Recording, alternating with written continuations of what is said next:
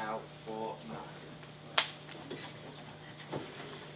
What do you think is more important, raising lots of money for charity or promoting student development? I wouldn't ever prioritise raising money for charities. It's definitely a very good thing that Duck does, but it's not everything. There are different strands to Duck, and there are different things that Duck does very well. And student development is one of those things, and it's helping people to be able to organise the big events. It's giving them the experience of putting things on that is important as well.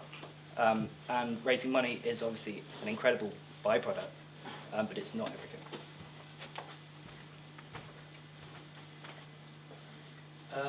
You said you've been heavily involved with Duck this year. What changes would you make to improve how Duck is run? There have been a lot of changes this year that I've been part of on the exec. One of the major things, which it doesn't seem big on the first front, but actually has had amazing implications, is all of the exec members having office hours. And that means that the office is open 9 to 6 o'clock every day.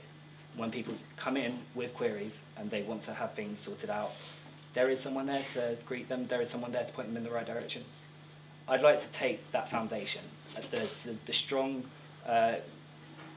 working relationship that the exec has formed this year, which hasn't happened in the past, and really build on it. I'd like to have some of the exec members having a bit more of a diverse role. The colleges coordinator, for example, does do a lot of work helping those colleges to sort of facilitate them to do what they need to do. But I think the role can be diversified. I'm not going to make any huge changes to that this year. I don't think there need to be. What I do think needs to be done is to have the strong start that we've made this year in turning things around and consolidating it and just really springboarding it from it, really.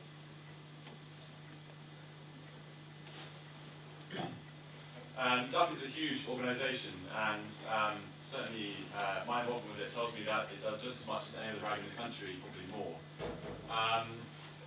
In doing that role, you have to make sure your time management's very good, but sometimes you have to prioritise which parts of the organisation you work most on, and some bits which you take more of a back seat on. Which bits of Duck are most important to you? Which bits would you prioritise your time with? And which bits would you want to develop the most in these roles? I'd say that there doesn't always have to be that prioritisation. As the manager, my role isn't in running the events that Duck does. My role essentially is in helping people to run the events properly. It's about facilitating people. It's about bringing out their best. And as such, if there's something that I don't think is being done enough, that I don't feel I personally got time to do, or that the exec has got time to do, then find someone else to do it. There's no reason why things can't be explored because I haven't got time to do it. There's always people around who are willing to take on the work. Any other questions? You talked about having a critical view of charities. How would you decide which charities were malpracticing? Is there a governing body that you'd listen to? And then how would you get charities off the list to which Duck donate? There wouldn't necessarily be a list, I'd say. What I would say is that if someone came to us and said, I want to support this charity, then we wouldn't blindly say, yeah, fine. Because I believe that although people sort of give up their time to volunteer for something or spend a huge amount of time raising money for something, it doesn't necessarily make the organisation good. And what I would like people to do is to properly research the charity that they're working for. Not necessarily just from their website, but sort of more extensively through the press and through the third sector organisation which governs all charities. And really sort of make sure that there aren't any sort of major hitches in the charity, and to really sort of be informed about the charities that we are collecting for. Cool, time for one more question. I'm going to go to Ian. Thanks. What would be the most wacky, out there Duck event which you could organise but would still get people involved, which we haven't ever done before? Can you just repeat the last bit? What would be the most wacky sort of different duck event which you'd organise, but we'll still get people involved? One of the things which, if I'd had more time this year, I wasn't sort of studying for a degree and organising 10 expeditions, was that I was really pushing to get the Angel of the North covered in feathers and turned into a duck.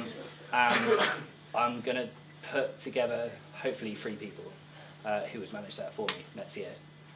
We got the blessing of Bill Bryson, who is also the honorary president of DUC, to help us get it off the ground.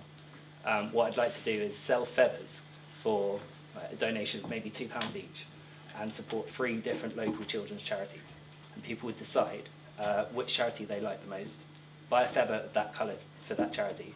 We put them together on big pieces of plastic and cover the Angel of the North for one day. Excellent. Well, thank you very much, Martin. Best of luck to you.